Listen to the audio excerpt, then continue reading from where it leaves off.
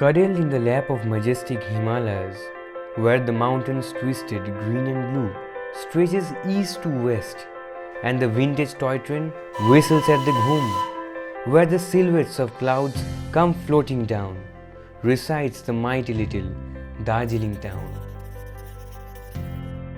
Often referred to as the queen of all hill stations, Darjeeling is located in the northern part of Indian state of West Bengal.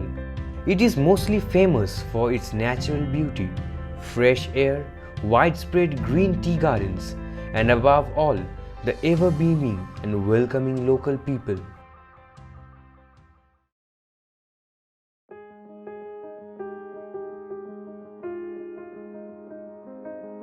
Apart from the serenity and peace of this place, there is something that is still left to be discovered, present within the dark, mysterious woods of Darjeeling. Around 20 kilometers away from Chowk Bazaar, there lies a place very different from the general crowd of Darjeeling. This place is very unique to its tradition and handicraft and represents a very old culture of making things, all using manpower and hard work. Tibetan Refugee Self-Help Center was set up in the year 1959. The immigrants, with the help of local funds, built this center after they followed their Holiness Dalai Lama and escaped from Tibet. Starting off with just 4 workers, today the center is a home for about 130 Tibetan families. Life in exile must be hard for the refugees. So, to sustain themselves in their new lives, they adopted the principle of self-help. There are craft workshops that teach the production of carpets, wood carvings, and woolens.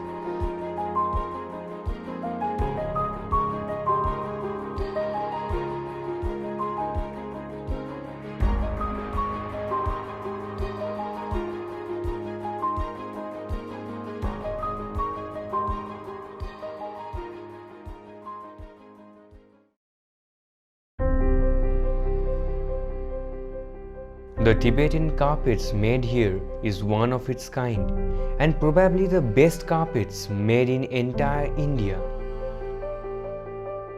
All of it starts with a lot of traveling. Well, the people don't travel, but the wool does.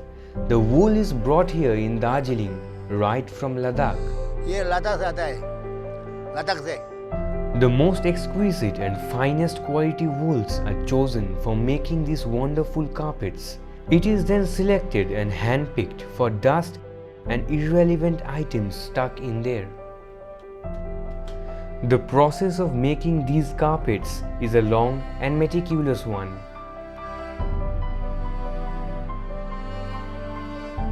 After separating these impurities, the wool is then thoroughly washed in clean water. This process is called wool harding. Once the wool is dried, it is then sent for carding, which is a process of combing and cleaning the wool. Since wool is the basic raw material for making carpets, it should be fine and clean. In an effective carding process, no fiber must be intermingled with another, and all foreign particles and dirt must be removed thoroughly. This helps in spinning, blending, and wool mixing.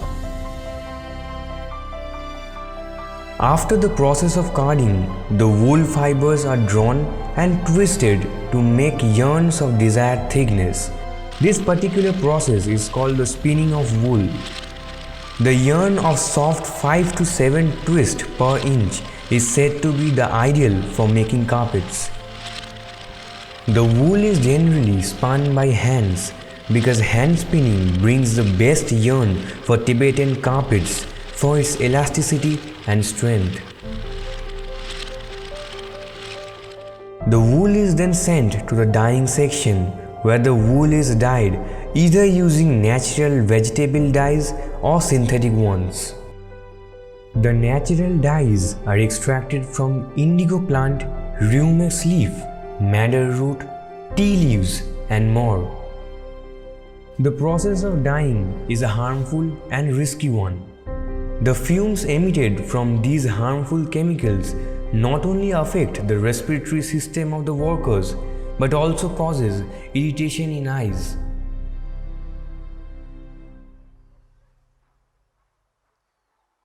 The wool is then dried under bright sunlight, which makes the color more prominent and long-lasting.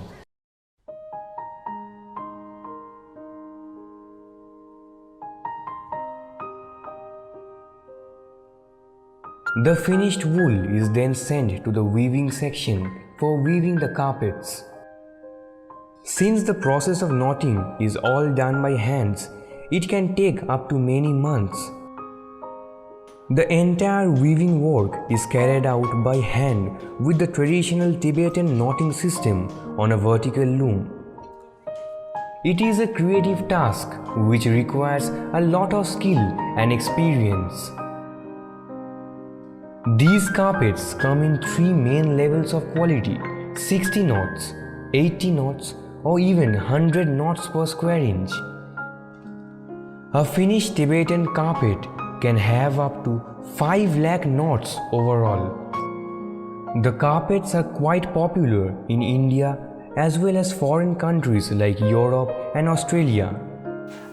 So I'm Robert and I'm from the Netherlands and I'm visiting Darjeeling. So we're having a great day here. And now at the moment we are in the Tibetan Refugee Center, and which is really impressive. And here the women are weaving carpets, and what we see here is really awesome. The carpets are little expensive as they are hand woven and thus require a lot of energy and patience. Though the demands of the rugs are high, unfortunately the craftsmen are being deprived of their deserved payments. The traders and exporters buy these products at a noticeably low price and sell them at a very high prices. Thus, these poor artisans face difficulties to meet their daily necessities.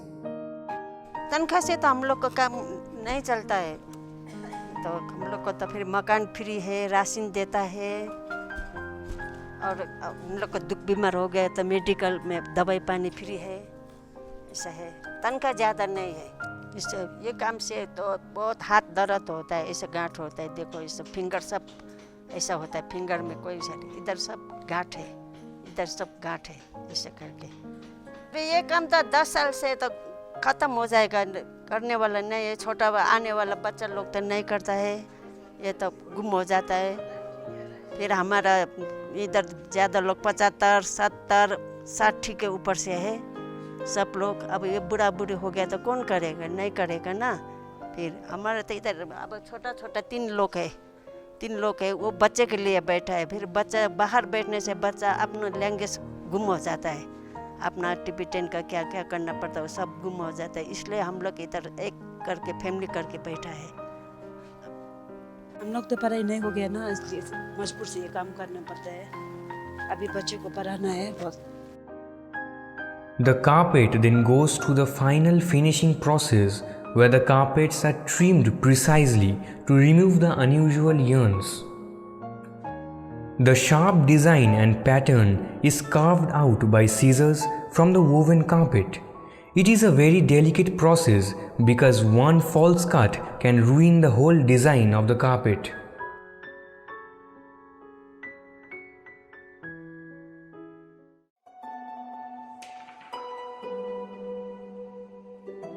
Even after all these struggle and hardships, these men and women have something that remains constant forever: their smile and compassion for people, while having an innumerable dedication towards their work. The future might be dark and unpredictable, but these people are perfect examples, for they always live in the present and look at the brightest side of everything.